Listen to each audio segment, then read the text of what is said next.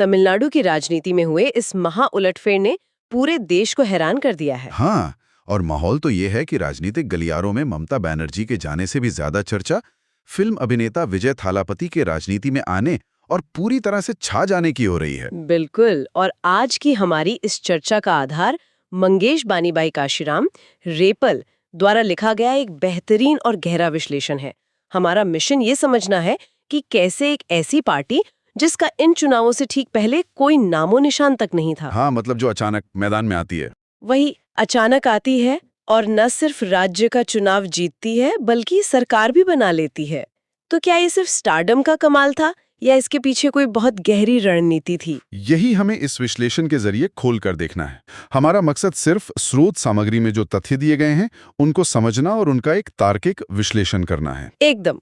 तो चलिए सीधे वहीं से शुरू करते हैं जहां से इस पूरी घटना का सबसे बड़ा विरोधाभास निकल कर आता है। देखिए, विजय की जीत कोई मामूली जीत तो थी नहीं। 50,000 वोटों का अंतर और 20% सीटों पर सीधा कब्जा। हाँ, ये एक बहुत बड़ा मार्जिन है। लेकिन दूसरी तरफ जो स्थापित राजनीतिक दल हैं जो इस चुनाव में हार गए, उनका रिएक्शन बहुत ही अजीब है। वो इस पूरी घटना को सिरे से खारिज करने की कोशिश कर रहे हैं। वो वही घिसा पिटा तर्क दे रहे हैं। हाँ, वो कह रहे हैं कि अरे वो तो बस एक एक्टर है, उसके पास फैंस की एक बहुत बड़ी भीड़ है और बस उसी भीड़ की वजह से वो जीत गया। देखिए, ये राजनीतिक मनोविज्ञान का एक बहुत ही क्लासिक उदाहरण है। वो कैसे? जब कोई स्थापित और बहुत पुरानी पार्टी हारती है तो उनके लिए ये मानना सबसे मुश्किल होता है कि उनका अपना सिस्टम, उनका काडरे या उनकी नीतियां जनता के बीच बुरी तरह फेल हो गई हैं। तो वो दोष किसी और चीज पर डाल देते हैं। बिल्कुल, वो अपनी हार को सही ठहराने के लिए ग्लैमर या स्टार पावर जैसे शब्दों का सहारा लेते हैं।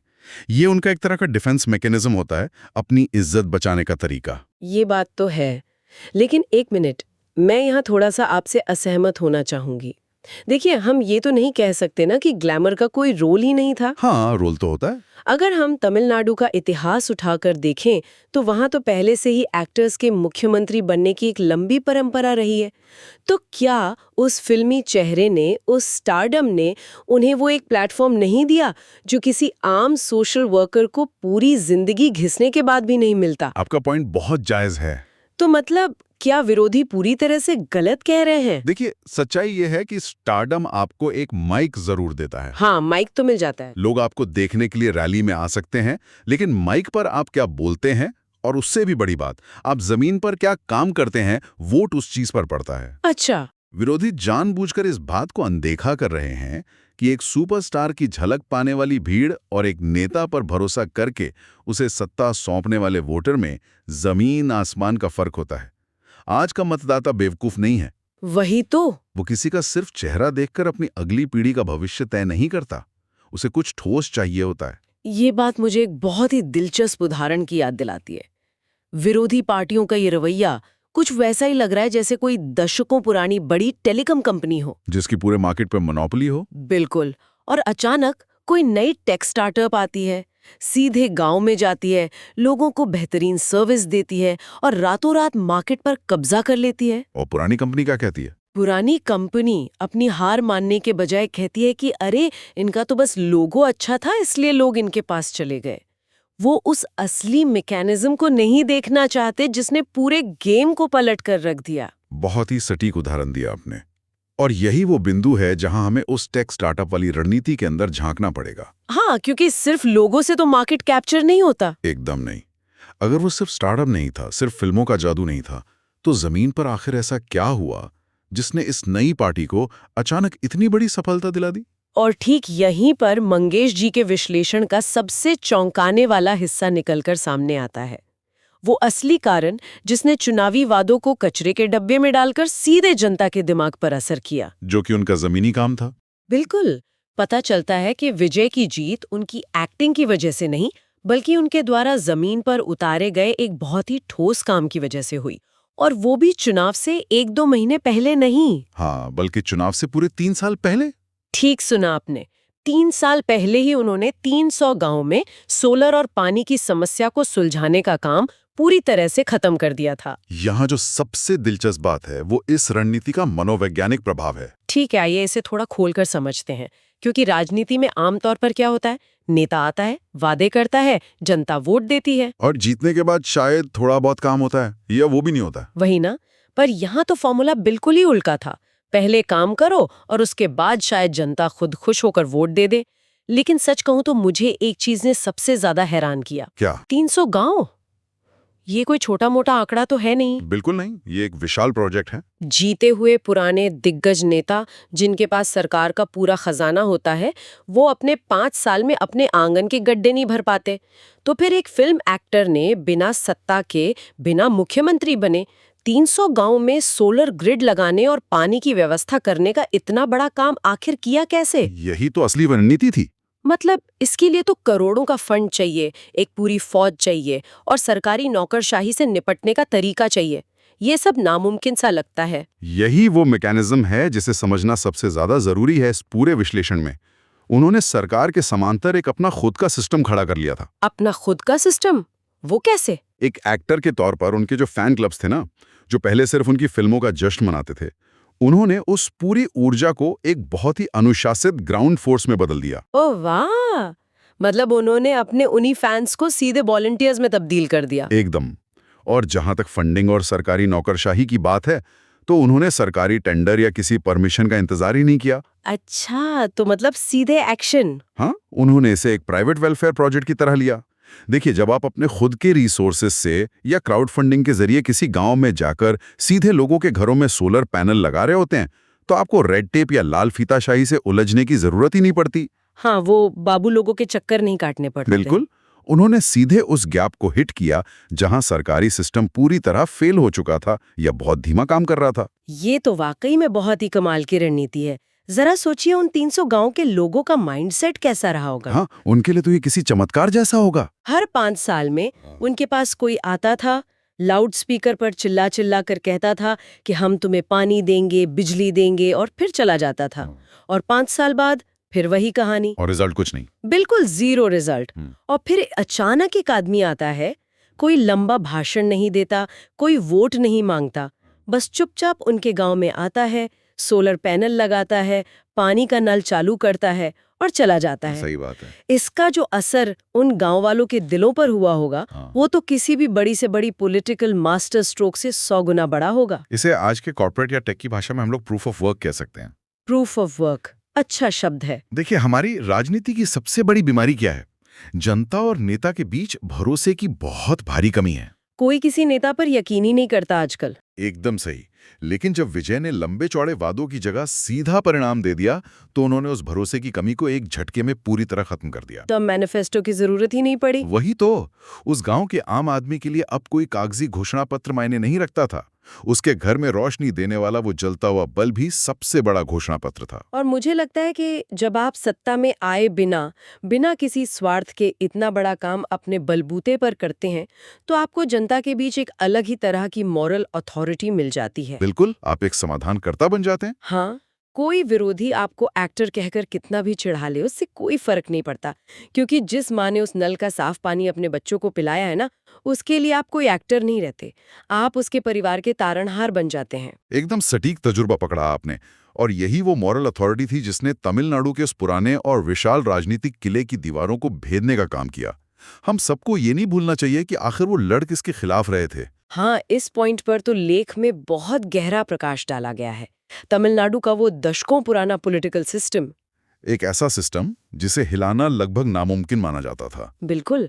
वहाँ केवल 2 विशाल पार्टियों यानी डीएमके और एआईएडीएमके, इन्हीं का एक छत्र राज रहा है। ये एक ऐसा द्विदलीय ढांचा था जिसकी जड़ें जमीन में बहुत गहरी थीं। इसे थोड़ा मतदाता के नजरे से समझने की कोशिश कीजिए। एक आम वोटर जो उस राज्य में रहता है, उसकी मानसिकता क्या होती है? उसकी आदत बन चुकी होती है उस सिस्टम की। हाँ, पीढ़ियों से उनके पास सिर्फ 2 ही विकल्प रहे हैं, या तो इस पार्टी को वोट दो या उस पार्टी को। तीसरा कोई चीज एग्जिस्ट ही नहीं करती। सही कहा। और जब एक ही तरह की राजनीति 50 सालों तक लगातार चलती है, तो सिस्टम में एक ठहराव आ जाता है, एक तरह का अहंकार पैदा हो जाता है इन पार्टियों में। अहंकार कैसा? पार्टियां मान लेती हैं कि वोटर के पास तो कोई और चॉइस है ही नहीं, वो आखिर घूम फिर कर जाएगा कहाँ? हाँ, वो तो तय है कि उन्हीं के पास आएगा। और इसी वजह से जनता के भीतर एक बहुत गहरी लेकिन बिल्कुल खामोश थकान पैदा हो जाती है, जिसे हम पॉलिटिकल भाषा में वोटर फटीग कहते हैं। एकदम सही, वोटर फटीग। लोग अंदर ही अंदर बदलाव के लिए पूरी तरह से तैयार बैठे होते हैं। उन्हें बस एक छोटे से लेकिन सही विकल्प का इंतजार होता है। लेकिन यहाँ मैं आपसे फिर से एक सवाल पूछना चाहूंगी। आपकी ये बात बिल्कुल सही है कि वोटर थक चुका था, पर क्या वाकई सिर्फ एक इंसान की सादगी और कुछ 100 गांवों में किया गया थोड़ा बहुत काम उस 50 साल पुराने विशाल पॉलिटिकल नेटवर्क को हरा सकता है? ये सवाल दिमाग में आना लाजमी है। मतलब सोचिए ना, उन पार्टियों के पास हर नुक्कड़ पर कार्यकर्ता है, अपार धनबल है और दशकों का डेटा है। तो क्या ये पूरी लड़ाई थोड़ी असंतुलित नहीं थी? लड़ाई बिल्कुल असंतुलित थी, लेकिन यहाँ कैच ये है कि हम इसे पुराने तरीके से देख रहे हैं। अच्छा। हम अक्सर ये गलती करते हैं कि हम किसी भी पॉलिटिकल पार्टी की ताकत को सिर्फ उसके कैडरे की संख्या या उनके बैंक अकाउंट से तोलते हैं। तो फिर असली ताकत कहाँ होती है? असली ताकत भरोसे में होती है। जब कोई सिस्टम अंदर से खोखला होने लगता है और नेता और आम आदमी के बीच की दूरी बहुत ज्यादा बढ़ जाती है, तब एक बहुत ही छोटी सी लेकिन सच्ची चिंगारी उस पूरे खोखले सिस्टम को राख कर सकती है। मतलब वो बड़ा आकार ही उनकी कमजोरी बन गया? बिल्कुल। विजय की सादगी और उनका सच्चा सेवा भाव वही चिंगारी साबित हुई। उनका तरीका बहुत ही आम और ऑथेंटिक था। और शायद इसी सादगी ने उन्हें एक सुपरस्टार से सीधा मक्कल सेल्वम बना दिया, है ना? हाँ, मक्कल साल्वम, जिसका मतलब ही होता है जनता का लाडला या जनता का सच्चा सेवक। ये बड़ा प्यारा शब्द है ना? आज के दौर में देखिए, जहां बड़े बड़े नेता भारी सुरक्षा के बीच बुलेट प्रूफ गाड़ियों में घूमते हैं, जनता से मीलों दूर रहते हैं। हाँ, उन तक पहुंचना तो आम आदमी के बस की बात नहीं होती। वही ना, तो वहां एक व्यक्ति का बिना किसी दिखावे के बिल्कुल साधारण तरीके से जनता के बीच उतरना और उनकी सबसे आम जरूरतों को हल करना एक बहुत बड़ा वेपन बन जाता है। ये कोई ट्रेडिशनल पीआर स्टंट या एड कैंपेन तो था नहीं। एकदम नहीं, ये पूरी तरह से ऑथेंटिक था। और यही सच्चाई वो चीज थी जिसे स्थापित पार्टियां अपने बड़े बड़े डेटा एनालिटिक्स और सर्वे में बिल्कुल नहीं पकड़ पाई। वो अपने स्प्रेडशीट्स में उलझे रहे होंगे। हाँ, वो बस ये गिनते रह गए कि हमारे पास कितने झंडे हैं, कितने बैनर हैं, और उधर कोई चुपचाप लोगों के घरों में रोशनी पहुंचा रहा था, उनके दिलों में जगह बना रहा था। सच में पुराने दिग्गज अक्सर यही ब्लाइंड स्पॉट मिस कर जाते हैं। वो भूल जाते हैं कि कोई भी पॉलिटिकल नेटवर्क इतना मजबूत नहीं होता कि वो जनता की सच्ची इच्छा शक्ति को दबा सके, खासकर तब जब जनता ने अपना मन बदलाव के लिए पूरी तरह बना लिया हो। तो अगर हम आज की इस पूरी गहरी चर्चा को समेटें, तो मंगेश बनीबाई काशीराम रिपाल के इस बेहतरीन विश्लेषण से जो तस्वीर सामने आती है, वो केवल एक राज्य के चुनावी नतीजे तक सीमित नहीं है। बिल्कुल नहीं, इसका असर बहुत बड़ा है। ये पूरे भारत की राजनीति के लिए एक बहुत बड़ा और एक ऐतिहासिक वेकअप कॉल है। ये घटना सिर्फ ये नहीं बताती कि एक फिल्म एक्टर ने पॉलिटिकल मैदान में आकर चुनाव कैसे जीता। तो फिर क्या बताती है? ये घटना हमें दरअसल ये सिखाती है कि उस व्यक्ति ने चुनाव जीतने से बहुत पहले ही जनता का विश्वास कैसे जीता था। एकदम सटीक निचोड़ निकाला आपने।